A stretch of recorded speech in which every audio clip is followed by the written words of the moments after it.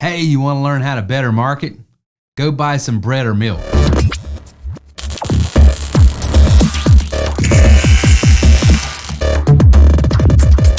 Hey, this is Terry Wilson with TerryWilson3.com, the home of TW3.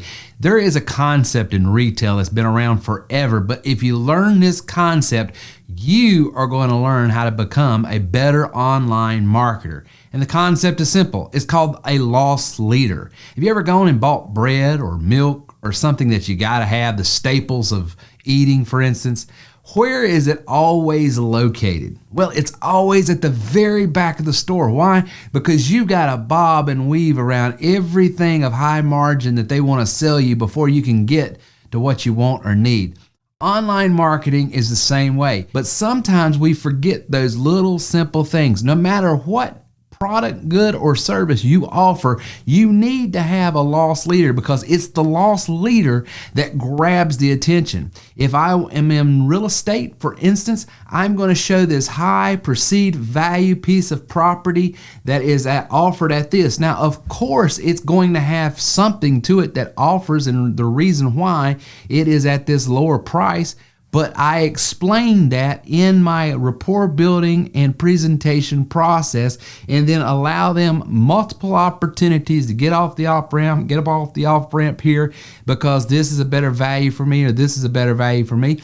But at the end of the day, if nothing I offer that I'm wanting to sell is a value, of course I'm able to offer that thing that I first was able to show and give in the advertisement that I sent out that got them in that funnel. So be thinking strategically as an online marketer or a marketer in general.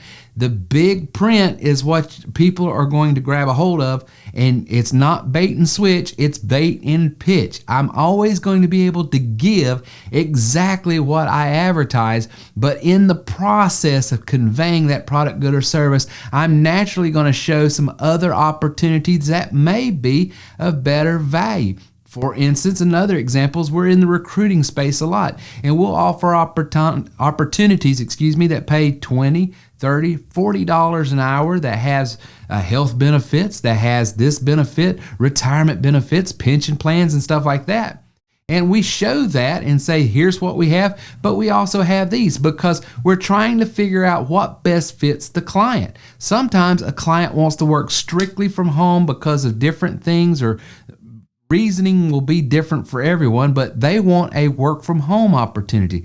Well, that $40 an hour job with a pension plan and this or that may not pay you to stay at home. You might have to come into the office. So we give, the different scenarios. It's not bait and switch. It's bait and pitch. I can give them that $40 an hour job and maybe get paid $25 from the company I'm running those leads for and recruiting for. Or I might be able to find them their own work from home business opportunity that pays me $1,700. So it just depends on what the client needs. But here again, I'm using loss leaders, that concept. I'm putting the bread and milk at the very back of the inventory that I carry. If I'm in insurance, hey, you can get $50,000 in life insurance for $10 a month. Or $5 a month, or $1 a month, whatever. What is that? That might be an accidental term life insurance, okay? So I explain the differences between accidental term and regular term, or whole life, or an indexed annuity, or any other type of life product. So here again, big print will grab the attention. You always got to have in inventory what that big print says.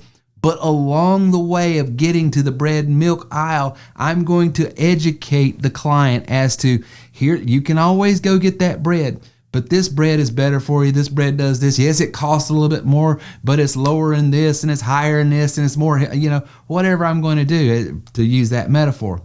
Here again, if you're thinking as a business owner, if you're thinking as a salesperson, if you're thinking about how can I generate more leads for what it is I offer? Then think about the industry, the market that you work within, and think about what has the highest perceived value at the lowest entry level cost that I can make a big splash and I can legitimately offer to the client. But before as they're walking to get that, I'm showing them other ways that might be smarter and better for them. You'll think strategically like that. You're going to generate more leads, you're going to have happier clients, and you're going to be able to build a book of business. And here's the other thing. There's been a ton of times people have just walked right past me. I don't care. I want the bread. I want the milk. Let them have it, because now I got them on my list, and I'm constantly reminding him, if you just settle for that, you're missing out on this. And sometimes, a lot of times, they come back around.